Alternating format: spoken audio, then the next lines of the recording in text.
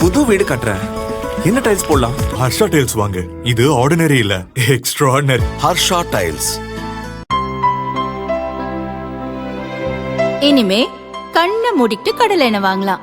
ஏன்னா மந்த்ரா கடலை எண்ணெய் இதயத்தின் தயாரிப்பு. வறுக்க பொரிக்க ஏன் எல்லா சமையலுக்கும் மந்த்ரா தான். மந்த்ரா கடலை எண்ணெய், அபார ருசி, ஆரோக்கியமான உடல் நலம். தமிழக சட்டசபை தேர்தலுக்கு மார்ச் 15ஆம் தேதி கூட்டணி பேச்சை துவக்கினார். தேர்தலில் சாதகமான சூழல் உருவாகும் என பழனிசாமிக்கு அவரது ஆஸ்தான ஜோதிடர்கள் அறிவுரை கூறியுள்ளனர். அதை ஏற்று அதிமுக ஆட்சி மன்ற குழுவில் மாற்றம் கொண்டு வந்த பழனிசாமி கூட்டணி பேச்சுக்குழு உட்பட பல்வேறு குழுக்களை அமைத்து உத்தரவிட்டார். இது தொடர்பாக அதிமுக தலைமை வெளியிட்ட அறிக்கையில், அதிமுக ஆட்சி மன்ற குழு திருத்தி அமைக்கப்பட்டுள்ளது. பழனிசாமி தலைமையிலான குழுவில் அவைத் தலைவர் தமிழ்மகன் உசேன், முன்னாள் அமைச்சர்கள் கே.பி. முனுசாமி, திண்டுக்கல் சீனிவாசன், வேலுமணி, ப. வளர்மதி, முன்னாள் எம்பி வேணுகோபால், சிறுபான்மை பிரிவு தலைவர் ஜஸ்டின் செல்வராஜ், எம்பி இன்பதுரை ஆகியோர் இடம்பெற்றுள்ளனர்.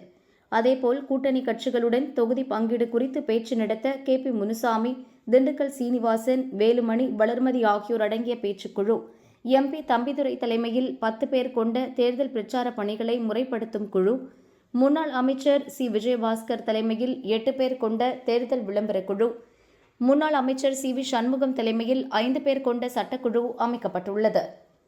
அதேபோல் முன்னாள் அமைச்சர்கள் தங்கமணி, ஜெயக்குமார் தலைமையில் செய்தியாளர் சந்திப்பு குழு அமைக்கப்பட்டுள்ளது. ஏற்கனவே அதிமுக பொதுச் செயலர் பழனிசாமிக்கும் முன்னாள் அமைச்சர் தங்கமணிக்கும் இடையே நிலவும் பனிப்போர் முற்றியுள்ளதாக கூறப்படுகிறது. அதை உறுதிப்படுத்தும் விதமாக கடந்த தேர்தலில் தொகுதி பங்கீடு குழுவில் இடம்பெற்றிருந்த தங்கமணிக்கு இந்த முறை அதில் இடம் கிடைக்கவில்லை. இது தங்கமணியின் ஆதரவாளர்களை கொதிப்படைய செய்திருக்கிறது. முன்னாள் அமைச்சர் கட்சியில் முக்கிய நபர் என்ற நிலையிலும் அவருக்கு முக்கியத்துவம் வாய்ந்த குழுக்களில் பிரதிநிதித்துவம் அளிக்கப்படவில்லை. பெயரளவில் செய்தியாளர் சந்திப்பு குழுவில் 10ஓடு 11ஆக நியமித்திருப்பது தங்கமணியை கடுமையாக காயப்படுத்தியிருக்கிறது என அவருடைய ஆதரவாளர்கள் சொல்கின்றனர். இதற்கிடையில் தங்கமணியின் நிலையை அறிந்து அவரை திமுக பக்கம் அழைத்து செல்ல அக்கட்சி தரப்பில் தீவிர முயற்சிகள் நடப்பதாக தெரிகிறது. அதிமுகவில் தங்கமணிக்கு தகுதி குறைவான நிலை தொடர்வதால் அவர் மாற்றி யோசிக்கும் நிலைக்கு வந்திருக்கிறார் என அவருடைய ஆதரவாளர்கள் புலம்பினர்.